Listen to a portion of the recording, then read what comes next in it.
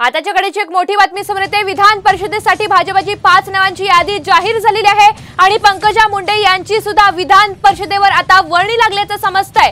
विधान परिषदेसाठी भाजपने 5 नावांची यादी आता जाहीर केलेली आहे। आपण बघतोय गेल्या काही दिवसांपासून या संदर्भात भाजपच्या बैठकांचा सिलसिला हा सुरू होता आणि अखेर 5 नावांवर शिक्कामोर्तब करण्यात आलेला आहे। 5 नावांची यादी जाहीर करण्यात आली आणि यामध्ये पंकजा मुंडे यांच्या नावावर आता शिक्कामोर्तब झाल्याचं कळतंय।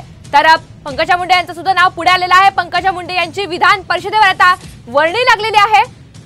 काही दिवसांपूर्वी चंद्रशेखर बावनकुळे यांनी सुद्धा या संदर्भात माहिती दिलेली होती। सातत्याने भाजपच्या बैठका या सुरू होत्या आणि अखेर आता हाय कमांडकडे सुद्धा ही नावं देण्यात आल्याची माहिती चंद्रशेखर बावनकुळे यांनी दिलेली होती आणि आता 5 जणांची नावं यामध्ये समोर आलेली आहेत। सदाभाऊ खोत, परिणय फुके, योगेश टिळेकर यांच्या सुद्धा नावांचा यामध्ये समावेश आहे।